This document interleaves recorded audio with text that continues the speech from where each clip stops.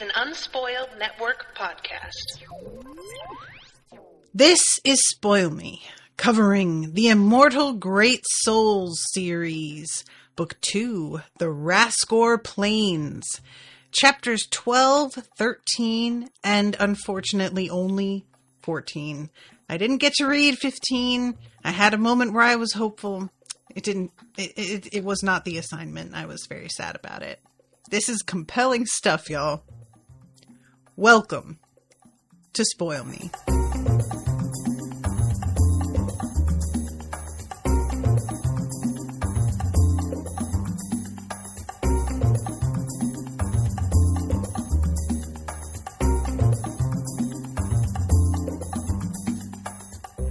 Welcome to the show, everyone. I am Natasha. Thank you very much to Dan for commissioning this episode. Dan is here in the chat laughing evilly at my pain and suffering. Yeah, you guys, this is so interesting. This whole outskirts of hell scenario. It's feeling very much like just Earth. And, you know, there's almost like a vibe of it isn't really, but it almost is. It's very hard for me to know what this author's mindset is with this, because I can't tell if we're going to be surprise, Earth exists in this universe. And yes, indeed, we are near Earth or on Earth, and things have been done weirdly. Or if it's just going to be it's not technically Earth, but it's a world more like ours, you know? That's sort of part of the history of how this has all worked. But I really just can't even make a guess. So let's start first with the rain wall. And I have got to say that for me, I have always been kind of a big fan of whenever there is a landmark is not adequate, when there has been a naturally occurring or sometimes unnaturally occurring major feature in a universe. What I keep thinking of is in the Grisha series by Leigh Bardugo, there is an area that is darkness, and it's just called the Fold. And there are creatures that can only live in there because they can't tolerate sunlight, and you have to cross it in order for certain trade routes. So they have established this sort of system by which people can take these sand skiffs across it. But it is not it's something that you have to learn to navigate. It can be very disorienting. It's super dangerous.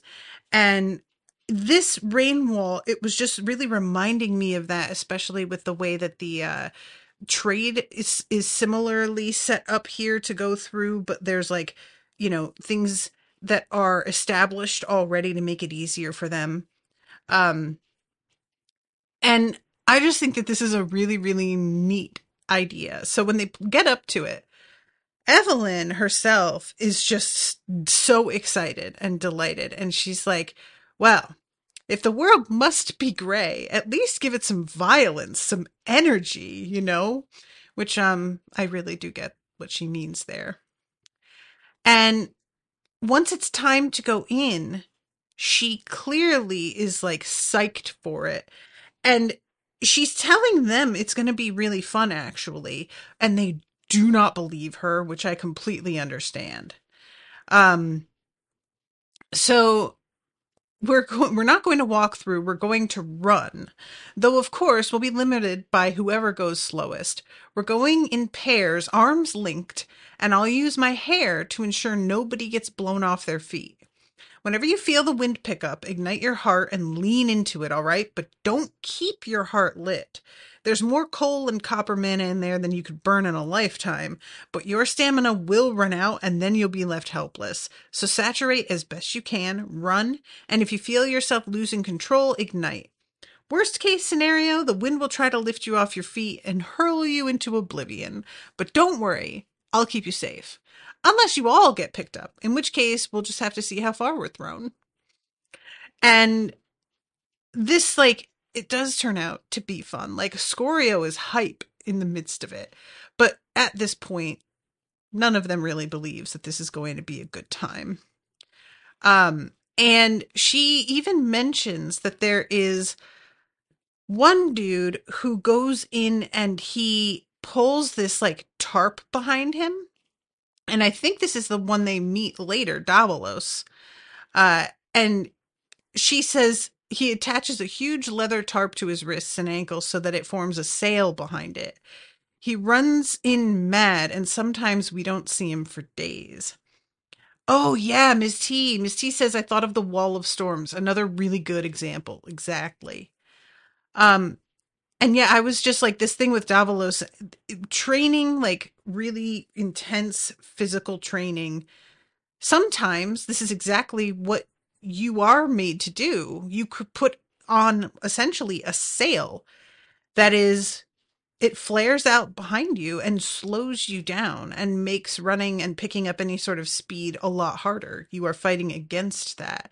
And that is a genuine way that people train. So this just sounds like a much more extreme version of that. So they get in there. Scorio is linked up with Jova, and the initial moments he is just like, Jesus Christ, what is this?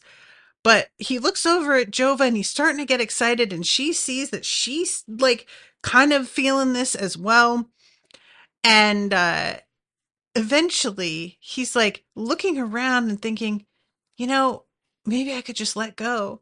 Maybe I could just lift up off the ground and let myself sail into the air, cackling hysterically. Like, I think he says like laughing maniacally or something like that. And eventually, like, his heart just goes out and he falls back down and trips. And it really sort of made me wonder, if his heart had not gone out, would he have just pursued that? You know, is it the heart guttering out that saved his ass right there? I don't know. But yeah, she grabs him as he's like rising up into the air, and the when he changes into his other form using his ability, he's a lot heavier. And so he is able to like handle this storm a little bit better because it doesn't buffet him around quite so much. And it just feels like pleasantly challenging, but not as completely bonkers as it does when he is in his regular form. So it sort of seems that like the transformation and how much less dangerous this feels when he is transformed is influencing his judgment here. And he calls it a suicidal thought, and it's just like, where had that come from? And I don't know. I'm wondering if there's like more to this than just being in the moment like this, but also I'm somebody who's afraid of heights, and I have recently learned it's much more a fear of falling than it is the fear of heights, which people would call it the same thing, but like I will be afraid just a few steps up off the ground of falling. I will be afraid riding a bicycle, like deeply afraid of falling. So they're not really the same thing. And an impulse that I think a lot of us have if we are passing an area that is super, super high up is to throw ourselves out into space. And it's not like we really want to. Not really. We know that's madness, but it's right there. And there's just this feeling of like, yeah, but I could, you know? And so I kind of take it like that a bit more. So eventually they come out and they are in this unbelievably beautiful place that is really giving for me like the English countryside, you know, lots of like green hills, and it's gently rolling with blue skies, and let's see, trying to find oh yeah, and then the rain is like falling. It's like there's creating waterfalls there, which is really cool. These opened into broad blue rivers that rushed forth in violent eddies, but which began to curve and undulate only a mile or so away, soon growing serpentine broader, slower, as they wended their way through lush green land. Scorio had never seen the like, but it felt right, in a way that only the blue skies had. The ruins of Bastion, the sunwire's amber light, the endless barren grayness of the ash belt, the monstrous nature of the rain wall, nothing felt as proper and good as the green land that spread out before them. And eventually he starts like seeing living like grass, and it hadn't occurred to me that there were no trees in Bastion. I straight up was like considering it as one would a city, where there might be a tree here or there, but they're not a common thing. You have to go outside the city to see them. But I was failing to realize that's all of Bastion. Bastion is a city, and that's the world. So if there are no trees, like, that is grim. I just didn't even really like consider it. Um, oh God. Dan says the Call of the Void, I think they call it. There was an episode of the horror podcast Magnus Archives where a skydiver just never stopped falling. That was horrifying. Yeah, no thank you. One of my close friends just went skydiving for the first time this past week, so extra terrible. No thank you. So there's like irrigation ditches and evergreen trees and birds and animals, and everybody is just sort of like, it just struck dumb for the moment. And like Scorio was like, is everybody who works a farm down there a great soul? And Leonis is like, the fuck? What do you mean? And Scorio says, but what about the curse? Like, how could regular people work here? And what we find out, she likens these folks to functioning alcoholics. Basically, the curse fucks them up and they just cope. And it's like worth it to them to be here. And honestly, I get it, you know? It's such a weird, like, when we talk about functioning alcoholics, functioning anybody dealing with an addiction, what we mean is that they're just enough able to keep it under control that it doesn't completely shatter their lives, but that they probably would be better off without it.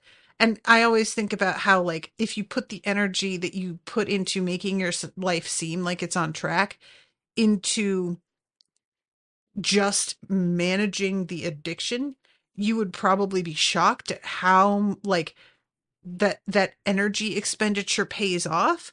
But as somebody who is only just beginning to deal with some of my own issues surrounding this, I know that is a lot easier said than done. So Evelyn says, all right, we're going to rest here. We need to dry off. Plus you guys are just clearly needing to gaze around and be completely overwhelmed for a moment. Davelos is supposed to meet me at a resting barn today, so we'll get there before we sleep and surprise him with your existence. And definitely when she said that, I was kind of like, oh, really? I didn't think that nobody from Manticore knew about it, because you know why? I had it in my head that we were just going to send them a quick text message on our way. Like, I keep making assumptions about means of communication and stuff that we've never heard this before. I just assume it's out there and that we haven't had occasion to need it, but that it does exist. Not really. Like, it could, but it's not really going to reach anybody ahead of our friends who are going at top speed, so there's no point. So yeah, I kept having to stop and be like, oh, right.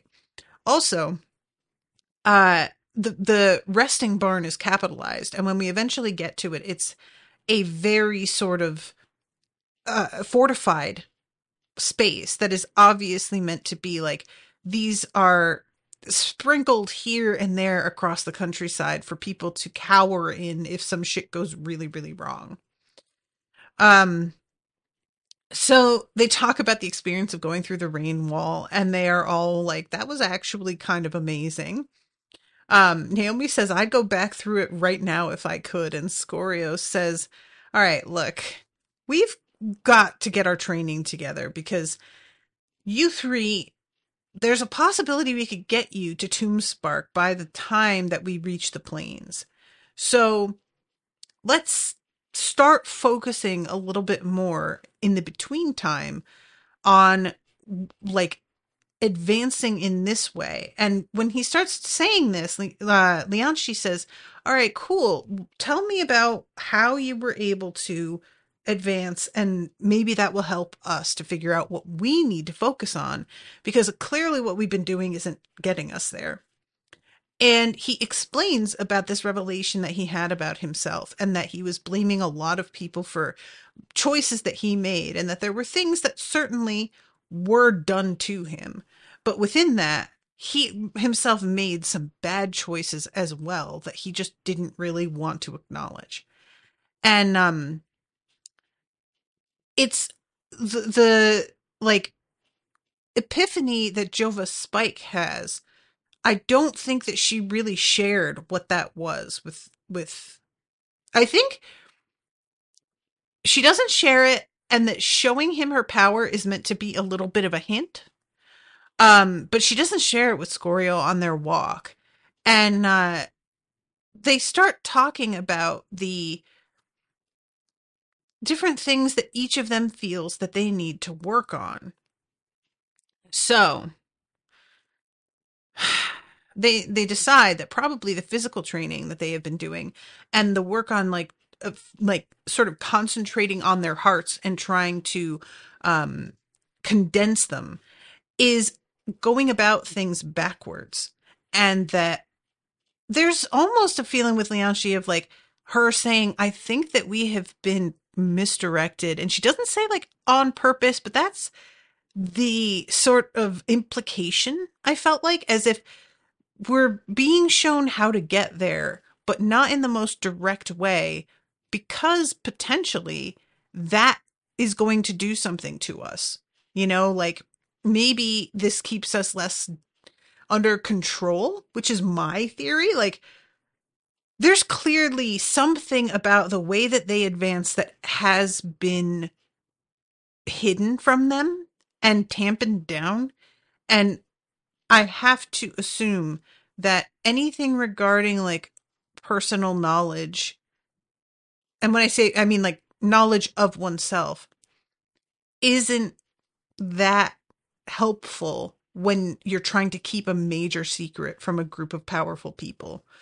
So you keep them focused on something else. And that makes a lot of sense, actually. So there's also this moment where Leonis accuses Naomi of being jealous of the fact that Scorio was spending all of his time walking with Jova the other day. And she reacts very strongly to this. I can't decide if there is anything romantic between him and her. She like protests that this is not how she feels, but you know how Naomi is. And I can't tell. And Jova, I don't know if Jova is even straight. I feel like I can't remember if that's ever even been mentioned. So and like she's definitely beautiful and striking and just at the top of her game, but I don't know if Scorio is interested in her in any sense along those lines either. And personally, I'm fine if we just don't explore that for the time being. I don't need it, you know, but I did want to acknowledge it because Leonis brings it up here. So let's see.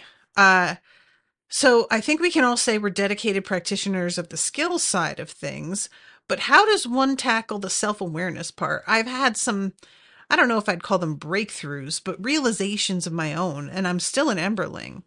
Scorio rubbed at his jaw. I don't know, but I'd wager there's something holding each of you back. Some kind of guilt or resentment or refusal to accept an aspect of yourselves. For me, it was taking responsibility for the deeds I committed in my past lives and how they resulted in the injustices of today. You need to dig deep and identify the barriers that are holding you back. And Naomi, she says, that sounds unpleasant.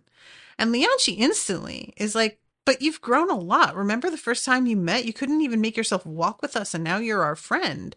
I'm sure there's more to that.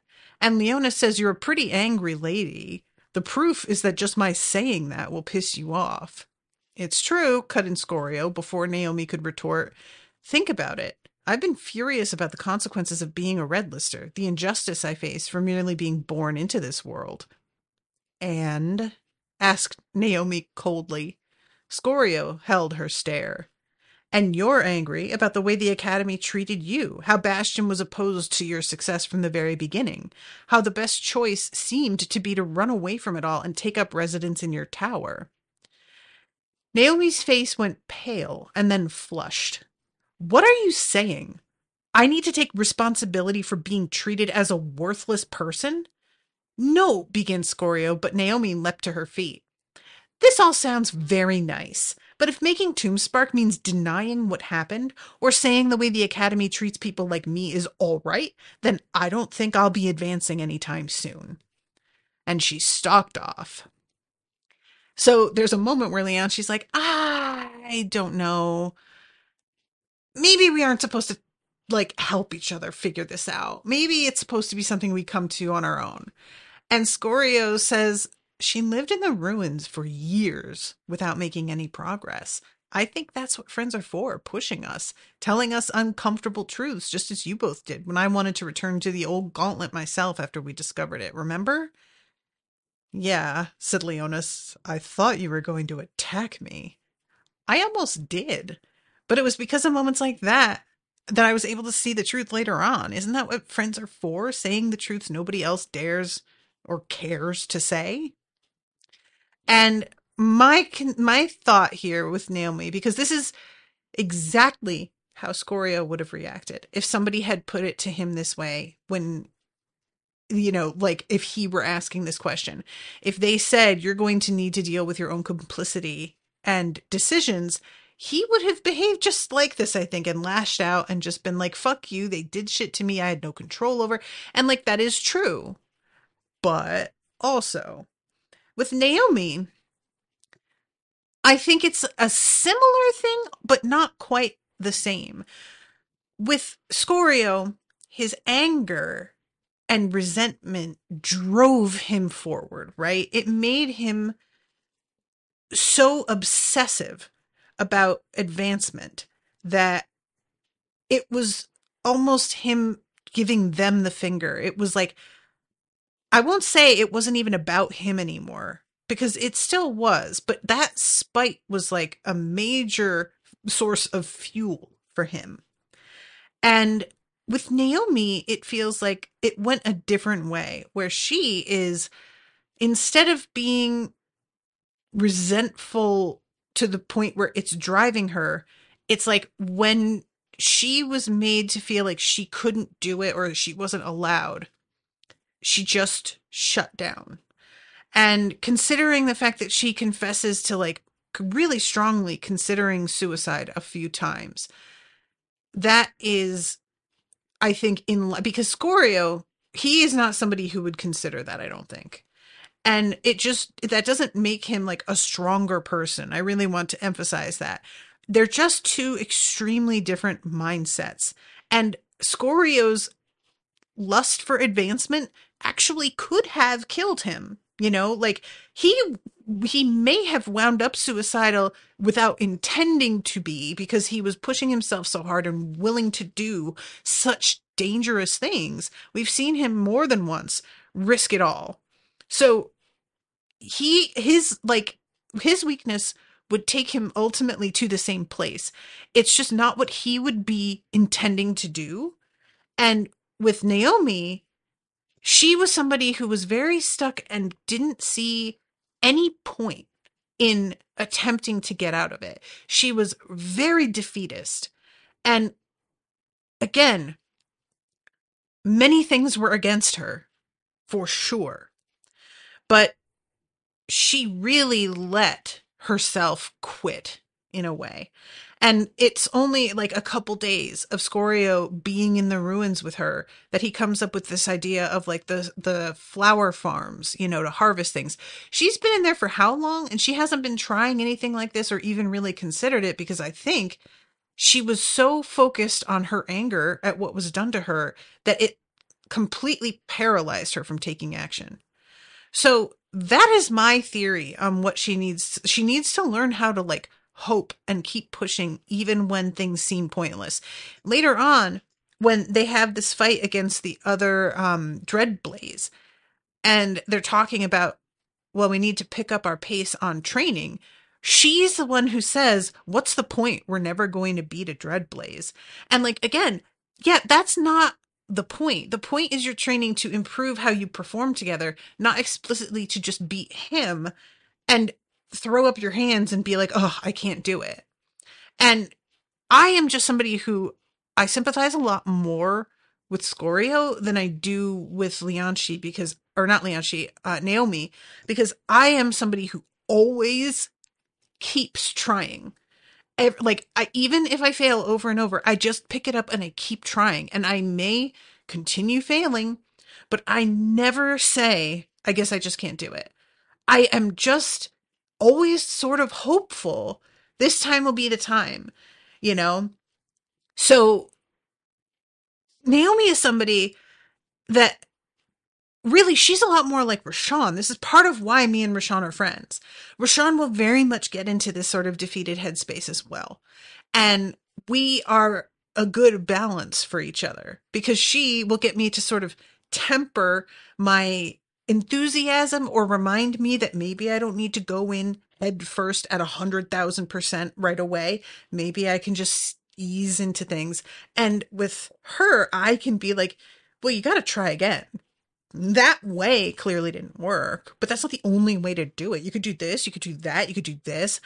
And it'll be like, sometimes clearly she has thought of it, but she just didn't really want to face that as an option. Or she didn't think of it because she gave up so quickly that it wasn't even, she wasn't exploring options, because it was an instant, like, closing that door. So yeah, I just, I think that the two of them being friends and the way that she like clearly resents Scorio at the beginning makes tons of sense, because he is doing something that she could have done and chose not to do. And she doesn't like seeing that even when you are in a situation like his, there are ways to keep pushing forward, because it proves her wrong that there's no point. There is a point, clearly. Maybe it doesn't get you exactly where you want to go. Maybe it's not like his heart is in bad condition now from a lot of what he put it through, but he has made some things happen. And if she were in his position, that he would not have gotten anywhere. So that's my feeling on Naomi. And like I said, I really sympathize with the thinking that she has behind this, but I am just not like that. So it's very difficult for me, especially when like ultimately, whenever you fail at something, the idea for me of just giving up, if you are going to be living your life anyway, and that thing had been important to you, what else are you going to do with your time? Like, just try again. You're still alive. You're still here. And that's kind of what I feel like with like the thinking of killing yourself. Is just like, well, I've given up so completely that I may as well end it, because that is how much I don't believe things will get better. And I have just so rarely been in that kind of place. I have always felt like, but maybe something will be better. Maybe this will be different, you know? So anyway, just the way she reacts here, it's not surprising. I'm not even mad at her, because he came at her kind of hard in front of everybody in a way that felt not in front of everybody, but in front of his other two friends that are really more his friends than her friends, I'd say. This is like a conversation to have one-on-one, and it's a conversation that you've got to have and then let it stew for a while. I have had this sort of thing with friends where they have said things to me that were really like upsetting, and I got angry, and then I had some time to think about it and was just like, shit, that was dead on. And I got really pissed because they were right. That's just, sometimes it takes a bit for things to sink in. Um, so also I want to mention Leonchi's like another side of me, or not Leonchi, Leonis. I keep calling everybody by the wrong names this episode. I don't know what's up with me. But Leonis, it's very fun actually, because like typically somebody like Leonis would be written in a way that was really annoying. But Leonis is so likable, and he manages to make things into enough of a joke, which is how I also try to approach things, that his complaining isn't as frustrating as it would be otherwise, because it's not this petulant sort of pouting, whining, childish thing, but it is still ultimately complaining. And he is complaining about like how hard they're going to have to push with training now, the fact that like we're going to go harder with our pace later on. He's like, but we're already going all out, and evidently they were not. And there's just, Leonis wants to be comfortable. He wants to enjoy himself. And I fucking get it. There's just, he isn't as driven as the others. And I don't think there's anything wrong with that. But when he is around people who are this fucking laser focused, it stands out. It really is, he is an outlier, it feels like. There are some of them who are more relaxed about their training in terms of like not talking about it constantly, but clearly they're doing the work. And Leonis, he's doing the work when somebody really emphasizes to him how important it is, but he has to be prodded to do it. Same. Hi. Yes, I am like this. It's very hard for me to self-motivate with certain things. There are some things I'm on it and I just get obsessive, hyper-focused completely, but it'll fizzle, you know? And especially when it's something that's like a long-term goal, that working on it today is important to reaching it, but working on it today doesn't get you where you want to go immediately. Keeping that in mind is really hard, you guys. And it's also part of like having a dopamine imbalance in your brain, which I have, a lot of people have. And that is a major factor they have recently discovered, tied in with discipline. We talk about discipline as if it's something that you can simply develop, but it turns out it's so linked with the way that your brain produces certain hormones and the reward center in your brain and how it functions, that you legitimately can't just develop discipline out of nowhere unless you get actual medical help with your brain first. And so people beat themselves up over not being able to just pull this out of nowhere. And we're beginning to realize there's a reason. There's physical reasons for this. So yeah, that's clearly what he is going to need to work on, is this sort of, and also his like immediate willingness to sacrifice himself, which he has done in every gauntlet run. Like he's always the one that gives himself up to get his friends through. And a part of me almost feels like, are you doing that so that you don't have to keep working? Are you pretending that you're doing this to be heroic, but really you're doing it to get out of this? I may be being too hard on him, but I think it's worth asking.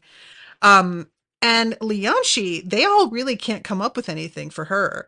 And I don't like, the only thing I can think with Leonshi is that she gets caught up with the theory of things and is less a doer than a thinker. But I say that with reservation because she works very hard. So it's not like that seems to be having too much of a negative effect. I don't know. Maybe it's just worrying about the safety of other people too much and letting that kind of, I really don't know. So this is when there is this like, what is that in the sky? Where Juniper like points it out to everybody. And Evelyn is excited because she said, I wondered which of you was going to see it first. And Scorio can't see anything until he uses his mana sense. And what I'm feeling from this is it's basically an Aurora Borealis, but made out of mana. They were all slowly gyrating in the same direction as if the rain wall acted as the hub of some impossible wheel, and each band of copper was a curved spoke arching out across the sky. And Lianchi knows what this is. You know how the gold mana fountains up at the edge of the farmlands to the floating islands, keeping them aloft or siphoned up by them or whatever? That mana gets processed by the islands or converted into fracks across the sky toward Bastion. It's the cause of the rain wall. No, said Scorio, deadpan. I didn't know that. But you knew about the flying islands, said Leonis. Well, yeah, it's hard to forget about those. Can we harvest that mana? And she laughs at him, and he, again, I should have paid more attention. But yeah, the like idea of harvesting is evidently very much off the table. So note to self. So they get back onto things and they get to the barn. Again, it's mentioned how like this place is very reinforced and feels like somewhere you go to be protected. There's no windows or anything. And Evelyn says all local workers know to retreat to the closest barn in case of trouble, which is rare, especially this close to the rain wall. Because they have, all these houses are out here doing patrol duty, but, recently they're not doing as great a job as they had been. And there are more incursions happening. So this is when she mentions about the people here functioning weirdly. They're impaired, judgment clouded. I've seen men just sit down in the middle of a field and start laughing uncontrollably, or run their plow into the end of a field and just stand there looking lost, face completely blank. A lot more accidents happen than otherwise would, but overall people just grow used to it. So eventually, Evelyn takes Scorio aside and she asks him, so what were your titles the Archspire told you? And when he tells her, she realizes who he is, that he was the one who helped Imogen, the Woe, helped defeat her. For a minute, it looked like helping her, and she thought it was helping her. And she gets very, very excited because Jova Spike was already quite a get. But now him on top of it, she's sort of like, oh my God, did I just accidentally stumble on a complete prodigy here? Like, this is incredible. And she feels very proud of herself. And also the fact that she just says, so you're the leader of this little group. And he says, I don't know if they'd all agree. And she just says, it wasn't a question. I really do like Evelyn a lot. So this is when, what's his face shows up. Let's see. A handsome man with lustrous black skin approached, his smile broad and contagious. He wore slate travel robes and had let his pack slip down into his hand as he approached. So this is Dreadblaze Davelos, and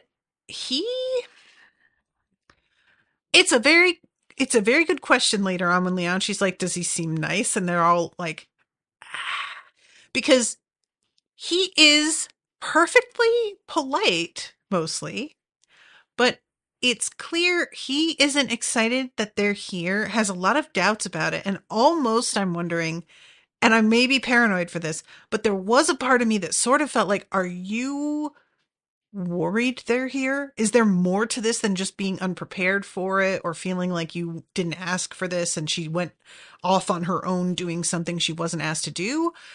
Are you part of whatever it is that's keeping secrets? Because there's clearly like got to be more than one person that's in on that. So yeah, Scorio says it's an honor. And he says, "Is it now?"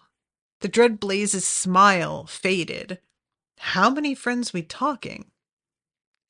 And when she tells him Jova, he like pulls her aside. They talk. He does not seem convinced. Eventually, he sort of relaxes about it and starts smiling, but it's really very much like he had to be won over, and he still doesn't fully seem convinced to me. So he then says, "I want to get to know all of you. So let's do a fight." Which Naomi, understandably, is just like, does every great soul just go, "Let's fight" when we first meet? Like, is that always going to be the thing? But he says, like, "You're trying to get into our group, and we don't have a lot of time to just chit chat, so we may as well cut to it." Well, Scorio goes up against him first, and frankly gets spanked, and it's like, it's worse somehow than it was with Evelyn, because everybody was in on it at the same time with Evelyn, and so they all got spanked simultaneously, and they didn't have the feeling of being put on the spot. But I feel like Scorio just being out in front, the first one by himself, it's a little bit more humiliating. And he just like, the couple of things that he tries, at first he's just like slashing at him, and it says that he thought he sensed Davelos' disapproval, and thinks to himself, like, "I'm fighting like a beast. I have to start thinking this through." So he tries a kick, and it goes right through Davelos. He turns into mist. His friends murmured in consternation. Scorio forced a deep exhalation, relaxed his shoulders, and drew cautiously closer. And he tries to use his aura, doesn't do anything to Davelos. And then when he attempts to use his shroud to protect himself from a punch, Davelos' fist goes straight through it. And then his heart dies, and Scorio is out of the fight. So this is when he says, "All of you at once, let's wrap this up." And they mob him, and he, again, it's just, there's less of a sense of like goodwill and friendly curiosity with this than there was with Evelyn. She seemed to genuinely be fascinated and try, like, and wanted to see what they could do with a real encouraging attitude to her, you know? And Davelos just feels very much like this is him reminding them all that they aren't shit. You know, Evelyn, it was a real test. With him, it's a warning, it feels like to me. So yeah, this whole thing, like, Davelos literally just backhands Jova, which is so dismissive and gross. Like, just like I said, the whole vibe of this fight, it just feels, I don't know, unpleasant. Just unpleasant. Um, so Evelyn is like, "Not bad, right?" And he says, "Well, no, but they are just obviously Emberlings and Tomb Sparks, and not much they can do yet." And Scorio says, "We forced you to use your shroud." Davelos stopped and stared at him. His good humor vanished for a second before returning. "That you did, and it's to your credit. Sure, it'd be interesting to see how you guys develop. Of course, it'll be up to Damien to make the final decision."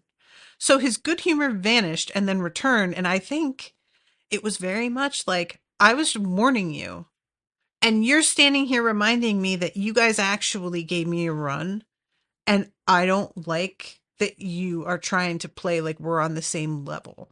Also, they may not be on the same level right now, but it's possible they are stronger than he was at their level, and that once they reach where he is, they will be a genuine threat to him. I don't like this guy.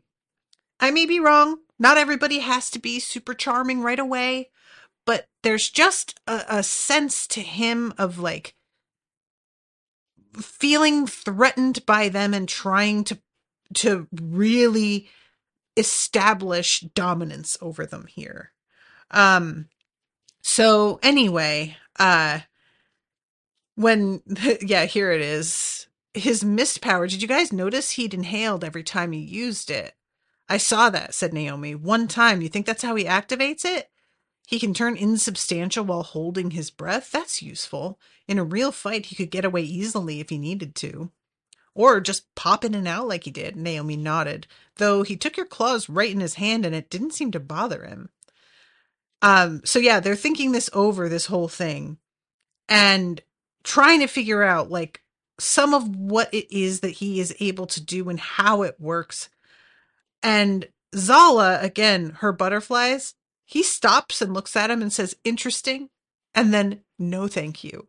But she is the only one that he's sort of like, huh, that might be something, you know? So let's see. I'm trying to find the part where Lianchi says, like, does he seem like a decent guy? But that I think comes up a little bit later than I thought. Mm, yeah. So Lianchi says it sounds like the beginning of a plan. Um, and Jova comments that she has gotten so used to being able to like draw a fight out and win in the end anyway, that she isn't used to fighting with the like urgency that is going to be required for people who are of a higher rank. So they obviously need to, they all have things to work on.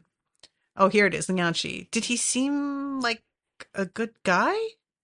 Nobody spoke at first. Oh, said Lianchi, that's not ideal.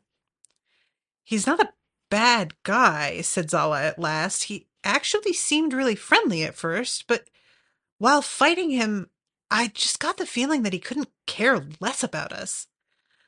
And Juniper says maybe we have to earn that respect. But I don't think it's about that. I don't know. Also, I think it's very interesting that this scene is written so that Lianchi isn't there for the fight.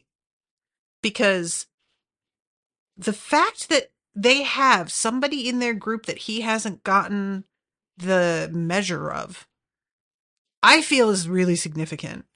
Like we're keeping an ace in our back pocket. You know what I mean? And either her ability will be somehow particularly useful or helpful against him, or something about him will stand out to her and she'll be able to be like, I can tell you right now what's going on with this guy. I don't know. There's something that was done on purpose, keeping her apart from the group. And I'm really, really curious what that is going to look like. So then we go into chapter 14, and Scorio is noticing that, like, because they are just walking and there's nothing more to be doing but like training in the in-between times, he's having trouble relaxing because there's just everything seems peaceful for right now. You know, his future isn't at stake. They're in these beautiful surroundings. It began to unnerve him, but though it took effort, he forced himself to relax right up until they ran into the House Kraken Patrol 3 cycles later. So, we meet this woman. You're getting the rare honor of meeting Juana on the road. Just stay quiet and everything will be fine. He'd not heard of her, but now he wished he'd spent more time studying the house elites. She was tall, in her early 30s, athletic, and strikingly handsome. A full mane of black hair fell past her shoulders, and her skin glowed with a warm golden hue. She moved with an easy grace that hinted at her strength, and her presence was such that the other 5 great souls seemed to fade into the background. She is a pyre lady. And she tells them, are you guys like on Basilisk business? There's a lot of you. What's going on? And Davelos says, fiery shoals on an independent contract. We've had no trouble thus far. Joanna smiled. You're on housecracking land, Davelos. I'd imagine not. But be careful. From this point on, each year the fiends grow more active and my resources scanter. I can't guarantee your safety, as I once might have, the closer you get to the Golden Circuit. Any danger in particular? We wiped out a herd of irontails yesterday, and tracked down and killed a lone thunderjaw before that. Those at least you won't have to worry about. A thunderjaw? Evelyn's surprise was evident. On the Rascor plains? This was well past the circuit and into the Mist Valley. I'm sure the White Queen would have taken care of it if we hadn't. And I was like, I wonder if she's still there. I wonder, every time she's mentioned, I'm just sort of like, ooh, what's going on with her? Like, I'm picturing it being a sort of move where, okay, we've said we're going to move, but we've got to find boxes and we've got to pack everything up and we have to establish where we're going. And then we have to like take everything out of the house and transport it. And, you know, it may very well be a lot simpler than that, but that's just how I'm imagining it because I want there to be a lot of things slowing her progress. I want her to not leave before our friends get there. So then she asks like how things are in Bastion and they tell her about like the unrest and she's just sort of clearly like, well, we'll see, but shit is weird lately, so just be careful. So she is in charge of all security for House Kraken land, which I thought was sort of like interesting that she's not, it's not a regular patrol, in other words, but I am wondering if we are going to have some more encounters with her later on. She seems quite compelling to me. So Scorio says, well, why is she out here when Praximar's running all of Bastion? Isn't she just as powerful as he is? And Davelos says,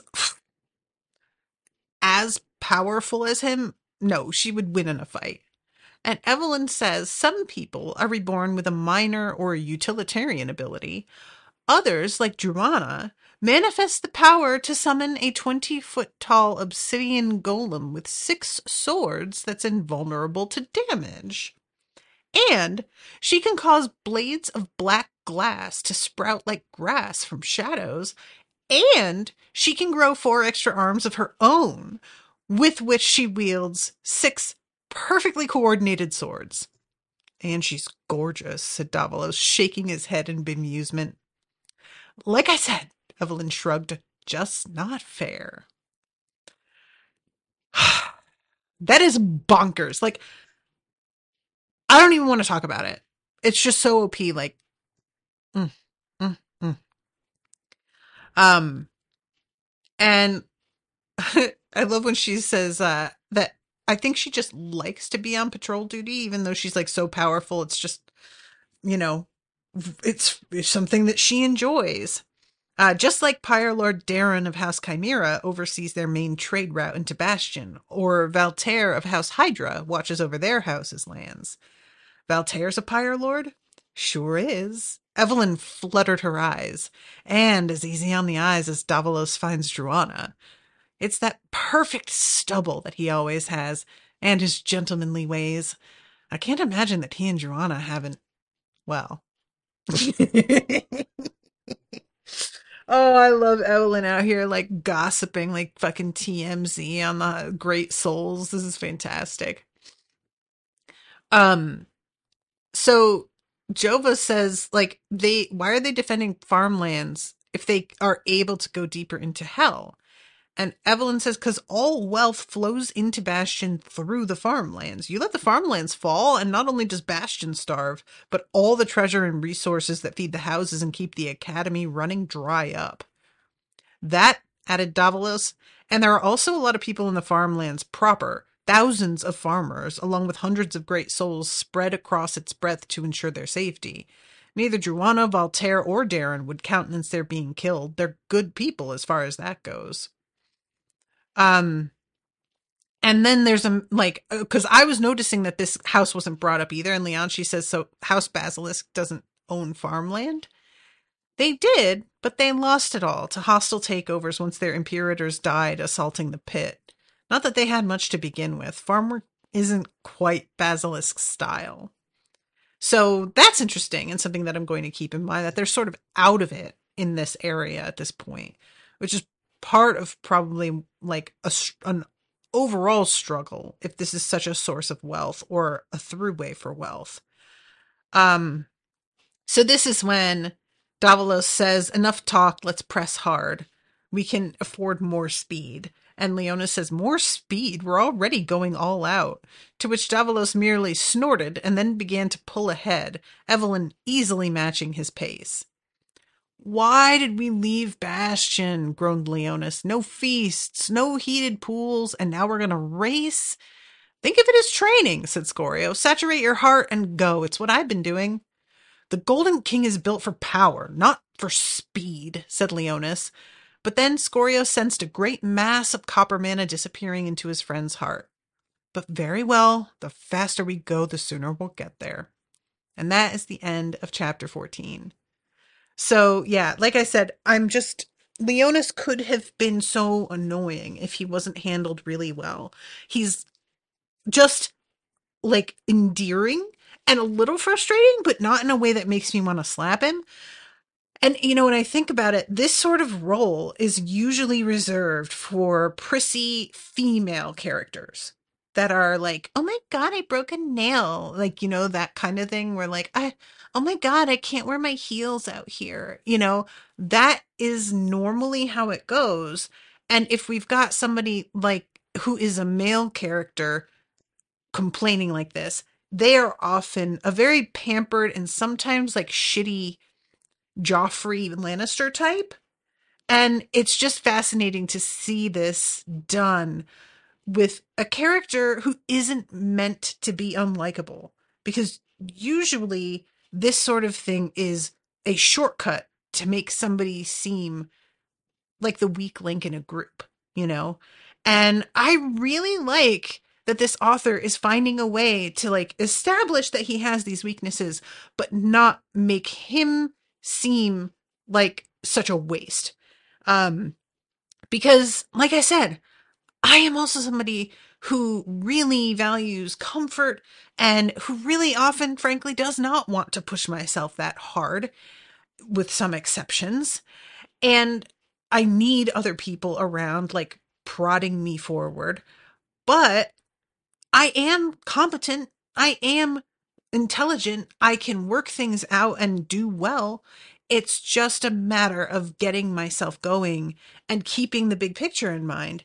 So, yeah, I just really, like I said, this is not something that is usually done in a way that is so sympathetic, I guess. Ooh, Dan says, this is something interesting in the series, in my opinion. There are distinct power levels, but there are non-combat power sets, so the different levels aren't always a game changer. Yeah, that's an interesting point. Yeah. And also just like how something could be so perfectly suited for dealing with a person of a particular power, and you could have another person who is at the power level, but doesn't have this particular ability. And like, obviously the different power levels still play in how effective any tool is going to be against an enemy.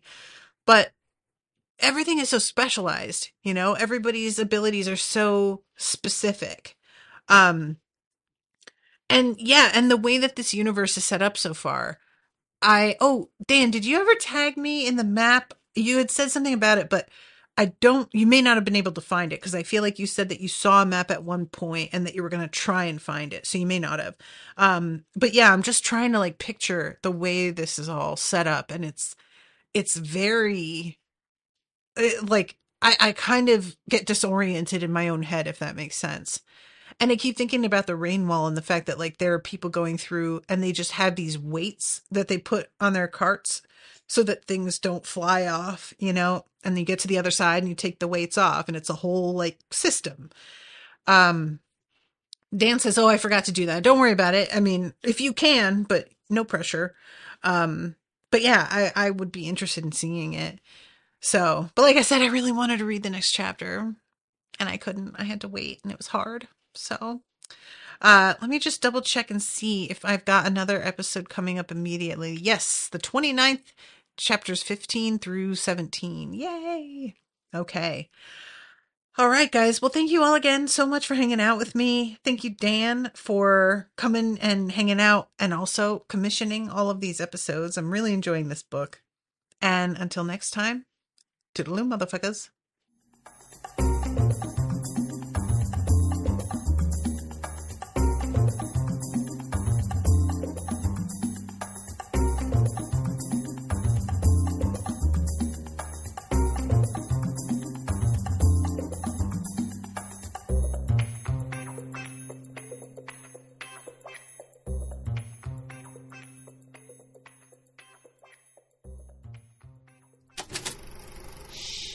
That was an Unspoiled Network podcast.